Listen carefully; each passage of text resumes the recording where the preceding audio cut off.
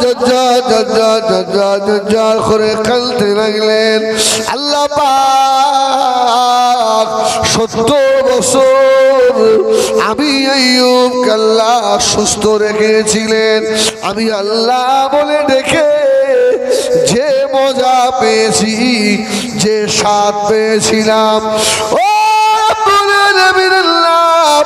এই 18 বছর বেমারি অবস্থায় থেকে আমি আইয়ুব আল্লাহ বলে তার থেকেও বেশি মজা পেয়েছি।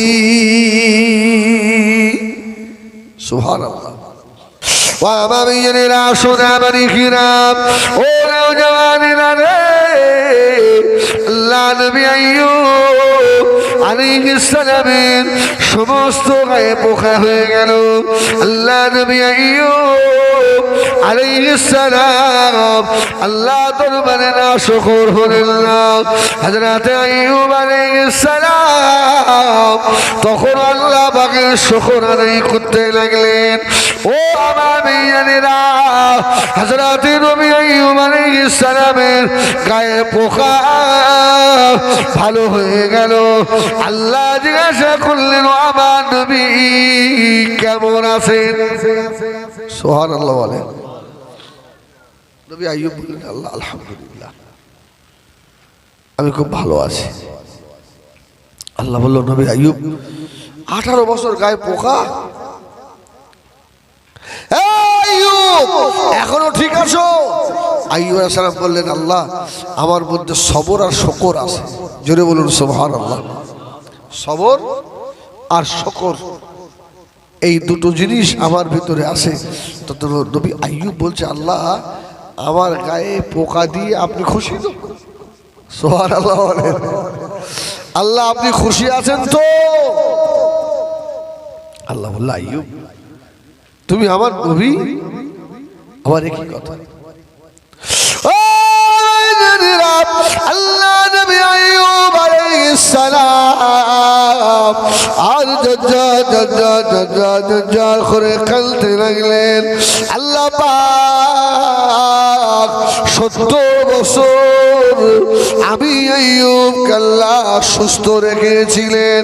আমি আল্লাহ বলে ডেকে যে মজা পেয়েছি, যে স্বাদ পেয়েছিলাম, ও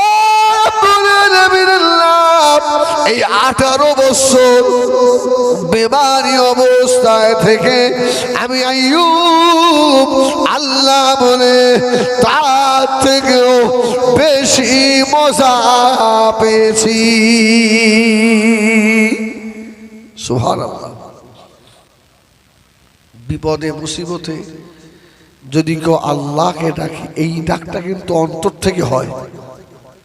এই ঠিক না বল? হ্যাঁ, রাস্তায় যাচ্ছেন, একটা সাধারণ একটা উদাহরণ দেই। এমন এক জায়গায় পৌঁছে গেছে, এর মোটর বাইক নিয়ে, সামনে চেকিং পুলিশ, মাথায় আর হেলমেট নেই। আল্লাহ আল্লাহ বাঁচাও, আল্লাহ আল্লাহ যেন আমার চেকিংটা না হয়। কি এই ডাক কিন্তু আলাদা।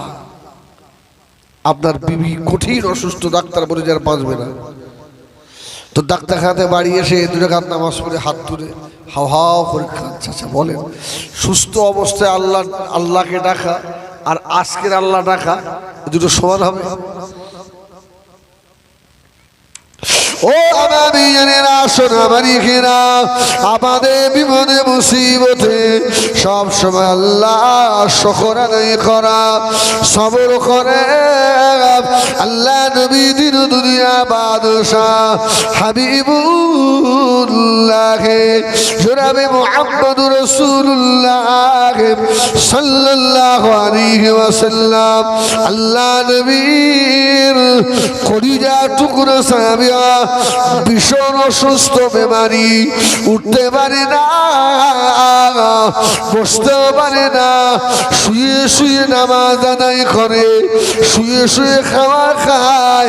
আল্লাহ নবীর আর একজন সাহাবী হযরত ইমরান বিন হুসাইন এসে বললেন, এ নবী পাকের সাহাবী রে, আল্লাহ তোমাকে এই কঠিন বিবাদ দিয়ে ফেলে রেখেছে, তুমি খুশি না বেচার? রাসূলুল্লাহ সাহাবী বললেন, ইমরান বিন হুসাইন, আল্লাহ আমাকে এখনো হায়াতে রেখেছেন, এর জন্য আমি আল্লাহর দরবারে শুকর আদায় করি। জোরে বলুন সুবহানাল্লাহ। মানে এত অসুস্থ, নড়াচড়ার ক্ষমতা নেই, তাতেও তুমি আল্লাহর শুকর। সুবহানাল্লাহ বলে। আর আমাদের ওই শুকর আছে? আরে আমি আপনাদের বলছি না, আমি হিজবুল্লাহ আমার কথাটা বলছি। আল্লাহ না করেন এখন তো প্রত্যেক দিন 2-3টে করে জলসা, এক্ষুনি যদি আমার কঠিন জ্বর হয়ে যায়, আমি কি আল্লাহ তোমার চোখে কিচ্ছু নেই, এতগুলো টাকা আর এত দাও সব মিস। এই যেটা বাস্তব সেটাই বললাম। আমার দিলে সকল রকম সব রকম। তো হুসাইন বিন ইমরান বলছে, নবীর সাহাবী, তোমার শরীর অবস্থায়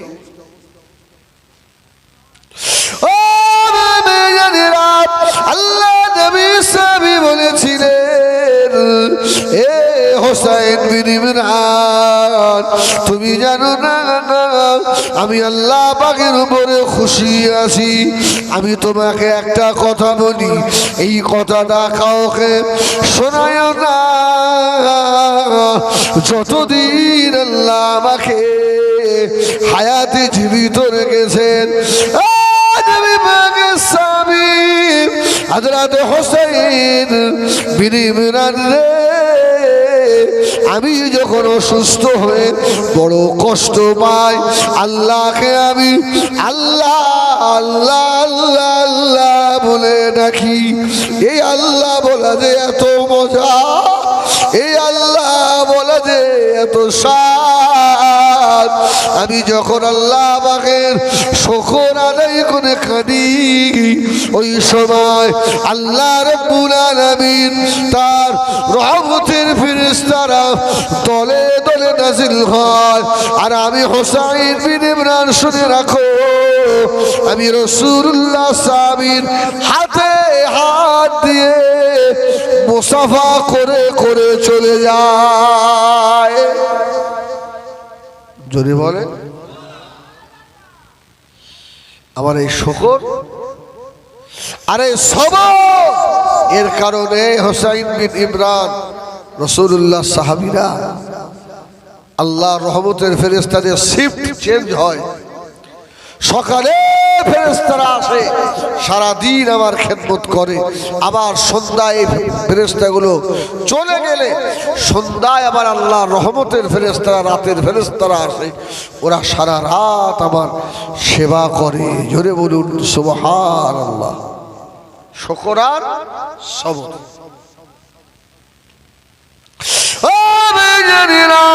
নবী আমার দিন দুনিয়া বাদশাহ হাবিবুল্লাহ জনাবে মুহাম্মদুর রাসূলুল্লাহ সাল্লাল্লাহু আলাইহি ওয়াসাল্লাম আল্লাহ নবীকে ভালোবাসেন, শুকর আদায় করেন, সবর করেন।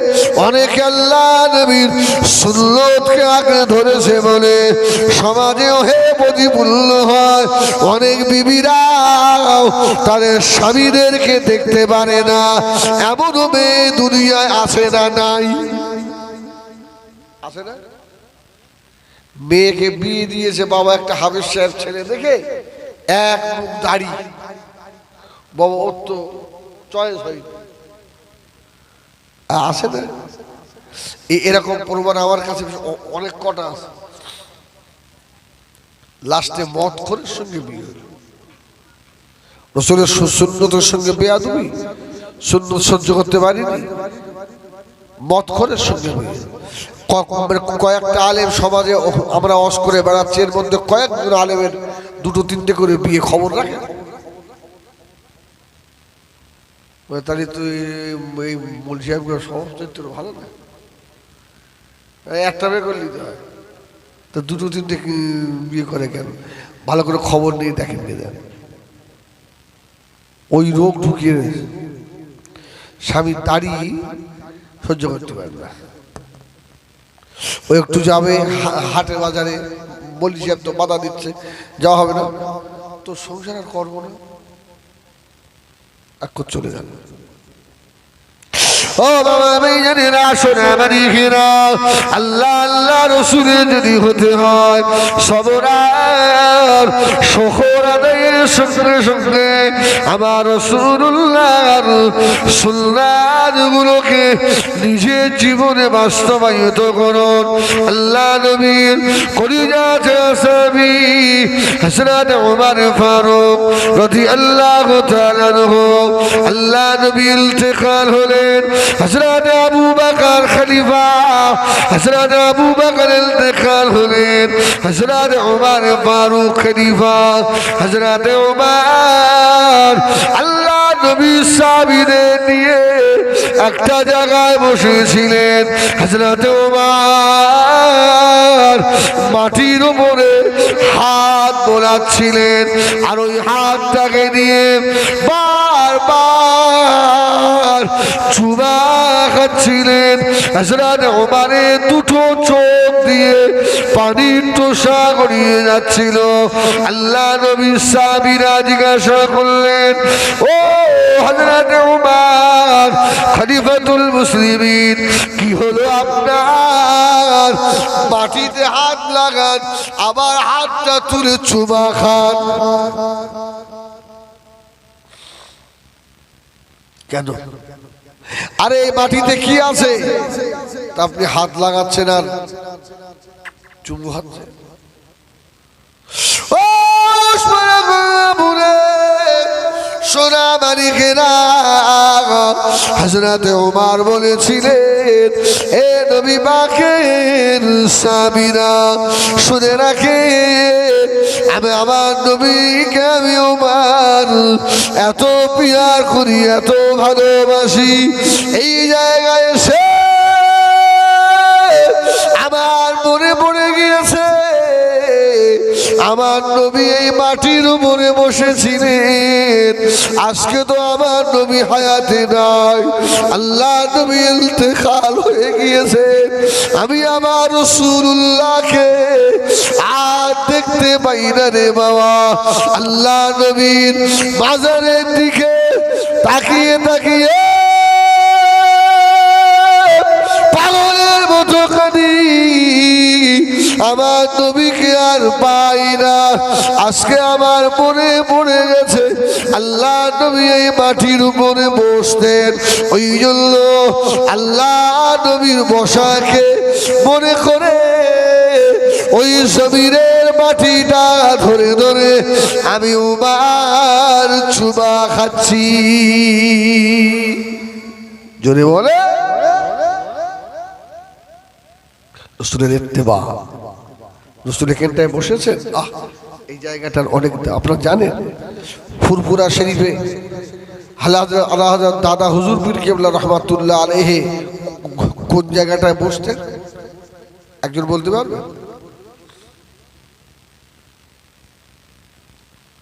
দাদা হুজুর জিন্দাবাদ, নারায় তাকবীর, চলো ফুরফুরায়, এই বলেন কেউ জানে? আল্লাহ হযরত হুজুর পীর কিবলার বাড়ি, যেখানটা পীর আল্লামা সেবগাতুল্লাহ হুজুর যেখানটায় বসেন, হুজুরের জবান থেকে আমার শোনা বাবা দাদা হুজুর এই জায়গাটা বসতেন। আর দাদা হুজুর যেখানে বসতেন ইন্তেকালের পরে ওই জায়গার মাটিটাও খুশবু হয়ে গেছিল। জোরে বলুন সুবহানাল্লাহ। ওই জায়গার মাটি দিয়ে খুশবু বার হয়েছিল, খুশবু। আমার ভাইয়েরা সোনা বাড়িরা আল্লাহ নবীর মতো চলাফেরা উঠা বসা খাওয়া দাওয়া তাজিম তামাদ্দুম সব হওয়া লাগবে বাবা, তাহলে দামি মানুষ হওয়া যাবে। ও আমার ভাইয়েরা হযরতে ওমরের বেটা হযরতে আব্দুল্লাহ ইবনে ওমর রাদিয়াল্লাহু তাআলা আনহু, রাসূলুল্লাহ যেদিন মক্কা ফতেহ করেন ৮ম হিজরিতে, ইন্না ফাতাহনা লাকা ফাতাহাম মুবিনা, মক্কা ফতেহের আয়াত নাযিল হলো। কিছুদিন পর আব্দুল্লাহ ইবনে ওমর ওই রাস্তা দিয়ে যাচ্ছেন। অসুবিধা হচ্ছে আপনাদের? দেখেন না একটু কিছু নতুন নতুন দোয়া যায় কি, একটু বসেন ধৈর্য ধরে, ঘুমটা ভেঙে যাক কি আল্লাহ। তো আব্দুল্লাহ ইবনে ওমর কিছু রাস্তা গিয়ে একটা গাছ পেয়েছে, গাছের তলে বসে আল্লাহ নবী সাহাবীরা বলতে লাগলেন, ও আব্দুল্লাহ ইবনে ওমর এই গাছের তলায় কেন বসলেন? হযরত আব্দুল্লাহ ইবনে ওমর বলেছিলেন, হে নবী পাকের সাহাবীরা, বাবারা জানো না বাবা, আমি আব্দুল্লাহ ইবনে ওমর দেখেছিলাম নবী আমার মক্কা ফতেহ যেদিন হয় আল্লাহর নবী এই গাছের তলায় বসেছিলেন। জোরে বলুন সুবহানাল্লাহ। ওই জন্য আমি একটু বসি।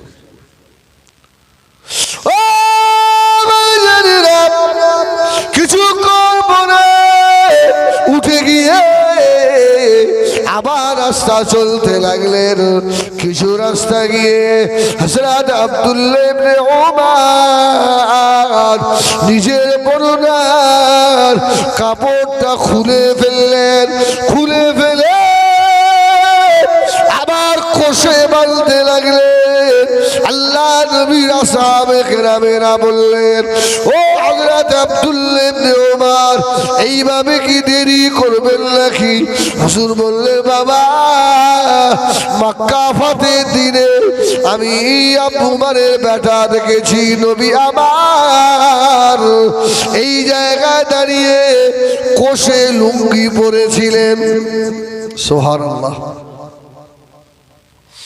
নবীর ইত্তেবা। আর একটু আগে গেছে আব্দুল্লাহ ইবনে ওমর উপরের দিকে চেয়ে চেয়ে হাসছে, আবার কোন রিওয়ায়াতে এসে কাঁদছে। আব্দুল্লাহ ইবনে ওমর কি আবার আব্দুল্লাহ ইবনে ওমর বললেন, আবার রাসূলুল্লাহকে আমি এই জায়গায় উপরের দিকে তাকিয়ে তাকিয়ে হাসতে দেখেছি। জোরে বলুন সুবহানাল্লাহ। আমি সেই কথা মনে হয়েছে, আমি এই জন্য হাসছি। আল্লাহ নবীর ইত্তেবা। মা তাকুবুর রাসূল ফাখুযুহু ওয়া মা নাহাকুম আনহু ফালতাহু ওয়াত্তাকুল্লাহ। ও আমার ভাইয়েরা সোনা বাড়িরা, আল্লাহ বললেন, যদি আমাকে পেতে হয় ফাত্তাবিউনি, আমার হাবিবের ইত্তেবা করা লাগবে। ও সোনা বাড়িরা, আল্লাহ নবী যেদিনে মক্কা থেকে মদিনা শরীফে আসেন, মদিনা মানুষেরা আল্লাহ নবীকে পেয়ে বড় খুশি হয়ে গেছিল বাবা। ও মদিনা ছেলেরা, মদিনার মানুষেরা, মদিনার আমার বৃদ্ধ বনিতারা আল্লাহ নবীর জন্য হাদিয়া নিয়ে যাচ্ছিল। হাদিয়া বলেন কি বলেন? হাদিয়াটা ফুরফুরা শরীফে গিয়ে পীর সাহেবদের হাতে টাকা পয়সা দেন না, 10 টাকা 20 টাকা হাদিয়া। এতে আমার তো কিছু লোকের জলে না, জলে ও হয়ে গেল। তো তোর কি হয়েছে? এই তো আমি দেগঙ্গায় সভা করে নামলাম, প্রায় 200-300 টাকা আমার হাতে হাতে হয়েছে। তো তোর হাত থেকেও দেবে না, হা করে বসে থাক আর শুধু হিংসা কর। রাসূলুল্লাহ মক্কা থেকে মদিনায় এসছে, কেউ খাজুর দিচ্ছে, কেউ জামা কাপড়, কেউ টাকা পয়সা। রাসূলুল্লাহর হাতে, ইয়া রাসূলুল্লাহ এটা আপনি রাখেন হাতিয়া। ও ভাইজানেরা, আল্লাহ নবীর নজর পড়ে গিয়েছে একজন মহিলা দাঁড়িয়ে দাঁড়িয়ে পাগলের মতো টুকরে টুকরে কাঁদছেন। আহ সুবহানাল্লাহ। আল্লাহ নবী জিজ্ঞাসা করলেন, ও মামে কি হয়েছে মা, কেন তুমি কাঁদো মা? মেয়েটা জবাব দিয়েছিল, ইয়া রাসূলুল্লাহ, ইয়া হাবিবাল্লাহ, আমি যে গরীব, আমি যে অসহায়, আমার নবী মক্কা থেকে মদিনা শরীফে এসেছে, মদিনার মানুষেরা আল্লাহ নবীর হাতে হাদিয়া দিচ্ছে, ইয়া রাসূলুল্লাহ, ইয়া হাবিবাল্লাহ, আমার কাছে কিছু নাই যেটা আমার নবীর হাতে আমি হাদিয়া দেব। আল্লাহ নবী বললেন, ও মামে, ও উম্মে সুলাইম, কেঁদো না মা, তুমি গরিব মানুষ, কি দেবে আমাকে? হযরতে উম্মে সুলাইম রাদিয়াল্লাহু তাআলা আনহা আল্লাহ নবীর সম্মুখে দাঁড়িয়ে ছোট একটা বাচ্চার হাত ধরে আল্লাহ নবীর সম্মুখে দাঁড়িয়ে বললেন, ইয়া রাসূলুল্লাহ, ইয়া হাবিবাল্লাহ, আমি উম্মে সুলাইম, দেওয়ার মতো আমার কাছে কিছু নাই, আমার এই বাচ্চা ছেলেটা আমি আমার রাসূলুল্লাহ খেদমতে দিয়ে দিলাম। ধরে বলেন সুবহানাল্লাহ। ইয়া রাসূলুল্লাহ, টাকা পয়সা কিচ্ছু নেই, হাদিয়া আমার নবীকে আমি কি দেব? আমার ছেলেটা আপনার খেদমতে হাদিয়া দিয়ে দিলাম। ও রাসূলুল্লাহ তাকে বলছেন, উম্মে সুলাইম, তুমি আমাকে এত ভালোবাসো? ওই ছেলেটার নাম জানে? সবাই জানে। বলবো? ছেলেটার নাম হচ্ছে আনাস বিন মালিক। জোরে বলুন সুবহানাল্লাহ। হযরতে আনাস বিন মালিক, ছোট্ট ছেলে, নবীর খেদমতে রয়ে গেল। ও আমার ভাইজানেরা, আসুন আমার ইকরাম, হযরতে আনাস আল্লাহ নবীর খেদমতে মশগুল। কিছুদিন যাওয়ার পরে হযরতে আনাসের মা এসে বলল, ইয়া রাসূলুল্লাহ, ইয়া হাবিবাল্লাহ, আমি উম্মে সুলাইম, আমার মনের বড় আশা, আমি আল্লাহ নবীকে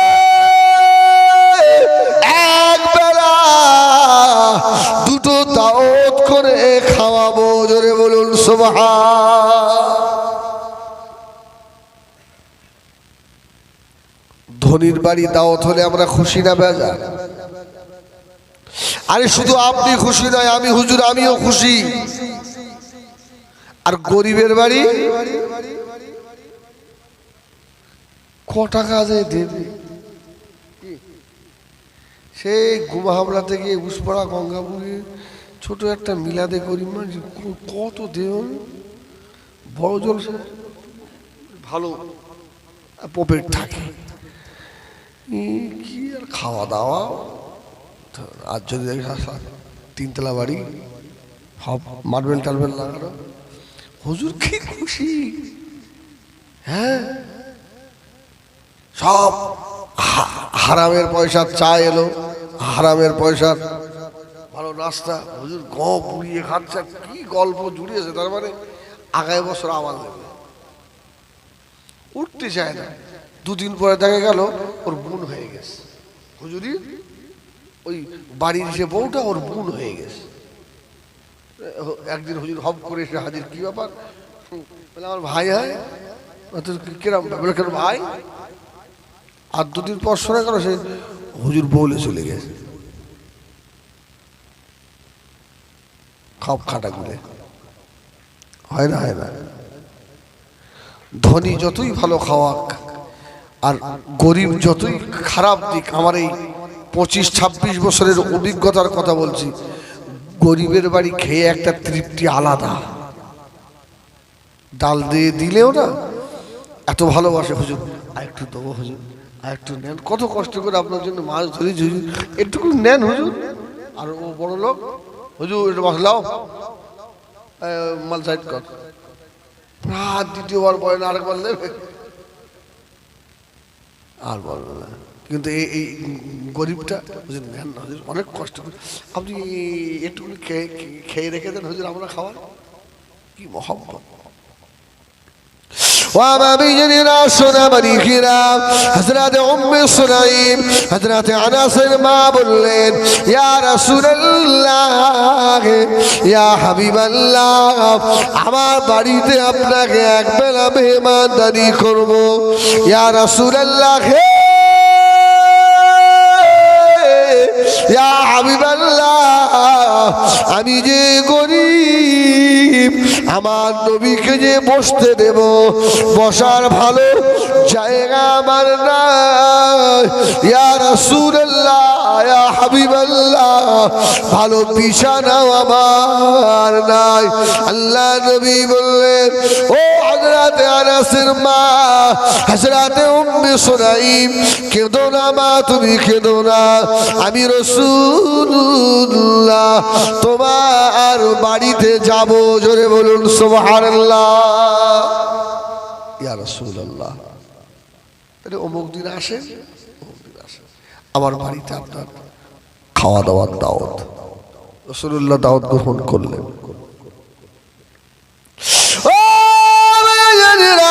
আল্লাহ নবী গিয়ে হযরত উম্মে সুলাইমের বাড়িতে গিয়ে দাঁড়িয়ে আছেন।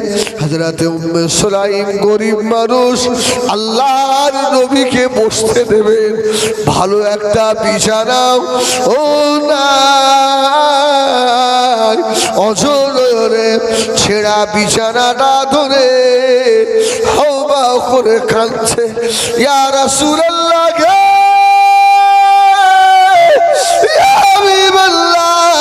দিল দুনিয়ার বাদশাহ কে ভালো বিছানায় বসাবো। ইয়া রাসূলুল্লাহ, আমি এত গরিব, ভালো বিছানা কিনবার মতো পয়সা নাই। আল্লাহ নবী বললেন, এ উম্মে সুলাইম, মনে ব্যথা দিও না, কষ্ট দিও না, আমি রাসূলুল্লাহ ছেঁড়া বিছানার উপরই বসবো।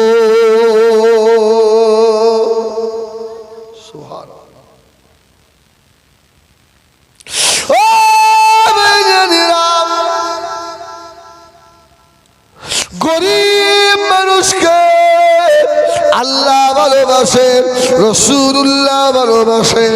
উম্মে সুলাইমের বাড়ির ছেঁড়া বিছানার উপরে আল্লাহ নবী বসে বললেন। উম্মে সুলাইমের মুখের বারে থেকে তাকিয়ে বললেন, এই উম্মে সুলাইম, আমি রাসূলুল্লাহ একটু ঘুম পেয়ে গেছে। যদি বলুন সুবহানাল্লাহ। গরিবের বাড়িতে ছেঁড়া বিছানার উপরে বসে রাসূল বলছে, উম্মে সুলাইম, আমার একটু ঘুম পেয়েছে, ঘুমাবো। সুবহানাল্লাহ। আর আমরা দাওয়াত নেওয়ার সময় জিজ্ঞেস করি, যে বাড়িতে বসতে দেবেন যেন ওটাই এসি থাকবেন তো? এসি এসি হ্যাঁ, টাকা তো লিখে দিয়েছে, এত টাকা দিতে হবে। আবার ফর্দ করে দিচ্ছে, আমি এই খাবো না, ও খাবো না, সে খাবো না, ও খাবো না, ওর জন্য কচি মাছ দিতে হবে, আইসা মাছ দিতে হবে, আইয়েলি একটু কচি মাছ।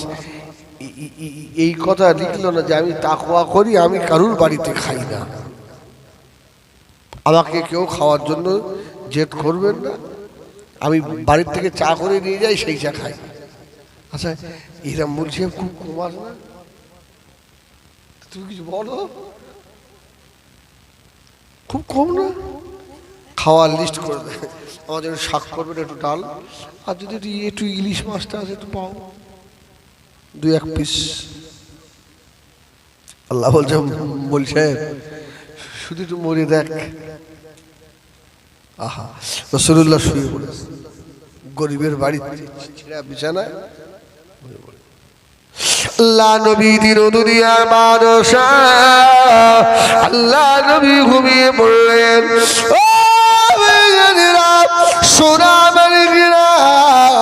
হযরত উম্মে সুলাইম রাদিয়াল্লাহু তাআলা দাঁড়িয়ে থেকে দেখছেন আল্লাহর নবীর মুবারক বদন দিয়ে যেন পাসিনা গড়িয়ে পড়ছে। জোরে বলুন সুবহানাল্লাহ।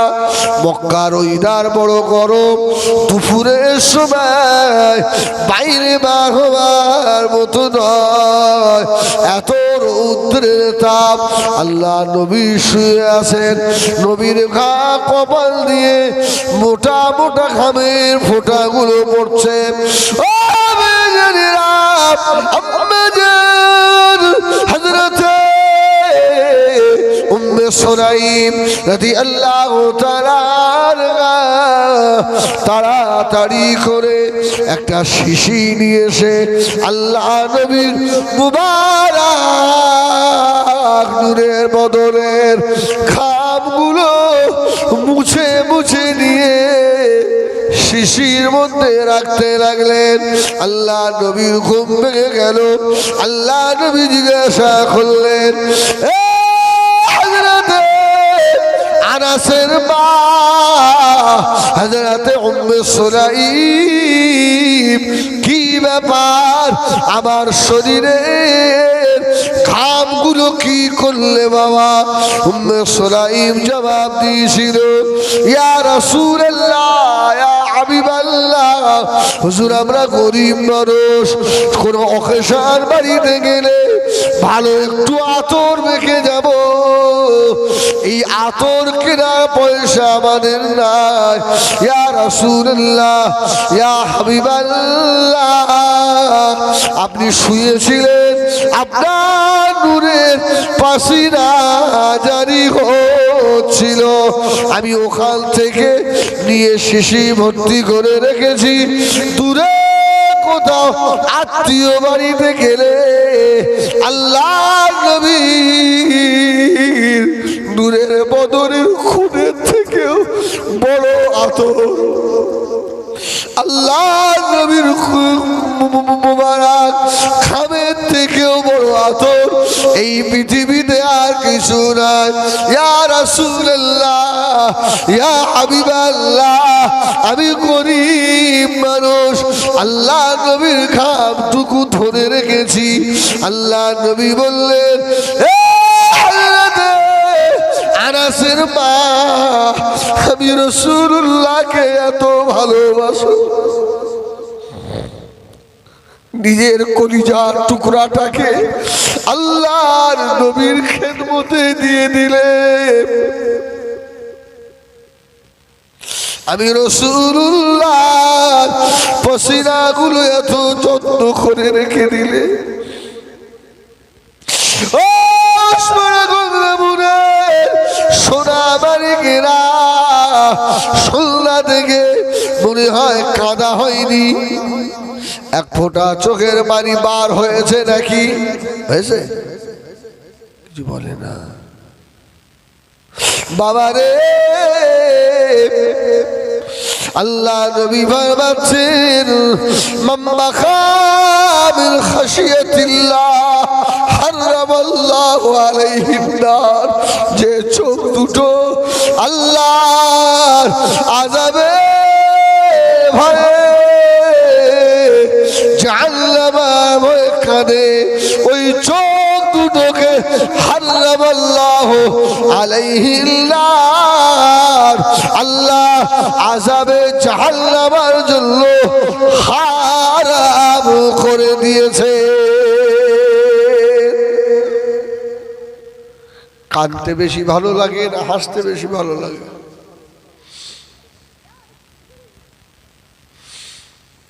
আল্লাহ রাসূল বললেন, এই আমার এই গায়ের ঘামটার এত ভালোবাসো ইয়া রাসূলুল্লাহ ইয়া হাবিবাল্লাহ,